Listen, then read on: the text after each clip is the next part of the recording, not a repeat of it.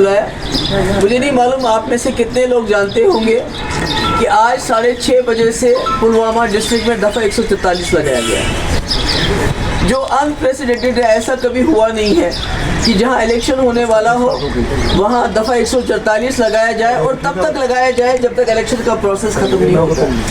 इतना ही नहीं बल्कि कई दिनों से हमारे जो PDP के जो वर्कर हैं, जो एक्टिव वर्कर हैं, जो अभी मीटिंग्स का ऑर्गेनाइज करते थे, उनको बाज़ाब्ता थानों में बुला के डिटेन किया जा रहा है। ये खाली पुलवामा तक रिस्ट्रिक्टेड नहीं है। जैसे आपने सुना अभी कुछ दिन पहले सुरन कोट में सनाई टॉप में अटैक हुआ था, उसके बाद वहाँ हमारे वर्कर दर्जनों नहीं 50-50 60 वर्कर हमारे बंद किए जा रहे हैं और अजीब माहौल बनाया जा रहा है। मुझे समझ नहीं आती कि अगर इन्होंने 87 रिपीट करना है इलेक्शन कमीशन ऑफ इंडिया में, तो ये इलेक्शन का ड्रामा क्यों है?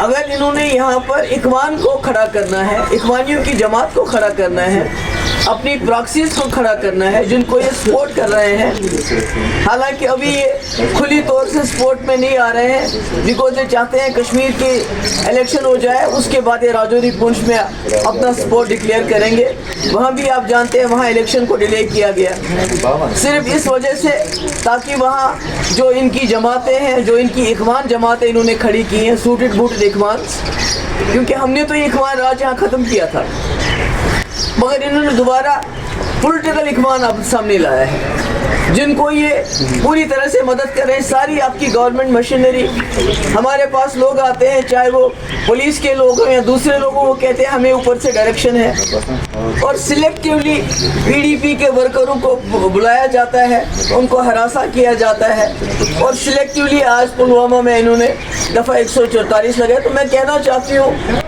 जो हमारे लेफ्टिनेंट गवर्नर साहब, अगर आपने यही करना है, अगर आपने अपनी प्रॉक्सीज के लिए सारी मशीनरी, सारा पैसा, क्योंकि अभी जो हमारी राजौरी पुंछ से जो हमें इत्तला मिलती है वहाँ भी इनका ज़मानत ज़ब्त होनी है, वहाँ की कश्मीर में भी इनकी जो पार्टीज हैं उनकी ज़मानत ज़ब्त होनी है। मगर मुझे समझ नहीं आता ये किस बलबूते पे इतनी सारी सरकार की, गवर्नमेंट ऑफ इंडिया की सारी प्रेस्टीज, सारी मशीनरी, सारी सरकार इस वक्त इनके हक में काम कर रही है और PDP को सिलेक्टिवली टारगेट किया जा रहा है, हमारे वर्कर्स को पकड़ के बंद किया जा रहा है, थानों में उनको हरासा किया जा रहा है। परसों हमारा 70 साल का आजम मलिक, उसको बंद किया और 2 दिन के बाद उसको छोड़ दिया।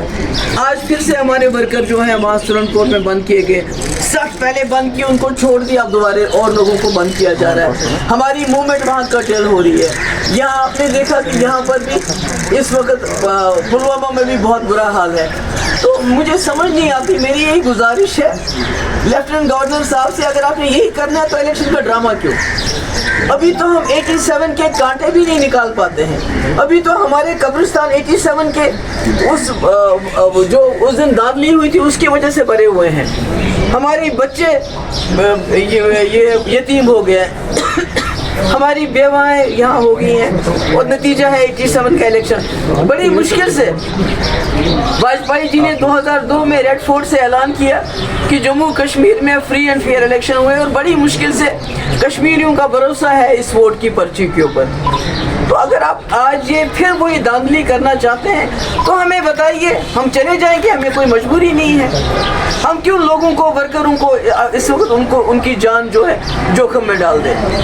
तो यही मेरी गुजारिश है और मेरी जो श्रीनगर के सेंट्रल कश्मीर के लोगों से भी गुजारिश है, साउथ कश्मीर में और नॉर्थ कश्मीर, खासकर सेंट्रल कश्मीर के लोगों से मैं कहना चाहती हूँ कि BJP ने यहाँ के लोगों को मुल्जिम बनाया, उनको जेलों में डाला किसी कसूर के।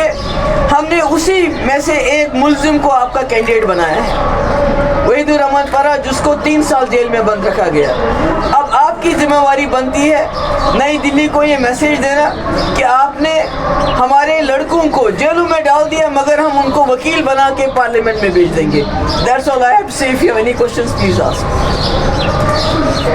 नागर जी, जो आपने कहा कि वहाँ पे सिलेक्टिव पीडीपी को टारगेट बनाया जा रहा है, वहाँ नेशनल कॉन्फ्रेंस की आपका एप्रीहेंशन को पीडीपी का टारगेट करने का है, वो बुनियादी तौर पर क्या समझते हैं? देखिए, ये देख रहे हैं पीडीपी के हक में एक माहौल बन रहा है जो इनकी एक्सपेक्टेशन नहीं थी। आपने देखा होगा पिछले 5 साल से अगर कोई पार्टी यहाँ बात करती रही है, यहाँ नई दिल्ली की जो गलत पॉलिसीज है उनका कोई मुकाबला किया, वो पीडीपी ने किया। इनको लगता था पीडीपी खत्म हो गई है, जैसे कि नेशनल कॉन्फ्रेंस ने कहा कि पीडीपी खत्म हो चुकी है। मगर जब ये ग्राउंड में देखते हैं central Kashmir, south Kashmir, north Kashmir, तो ये हैरान हो गई कि ये पीडीपी कहाँ से जिंदा हो गई। इसलिए पीडीपी को ही टारगेट किया जा रहा है, वो पीर पंचाल हो, वो साउथ कश्मीर हो, वो पुलवामा हो, जहाँ भी देखिए पीडीपी को टारगेट किया जा रहा है। मैम, आप सिर्फ कल का दिन रह गया है श्रीनगर में पोलिंग होने को है।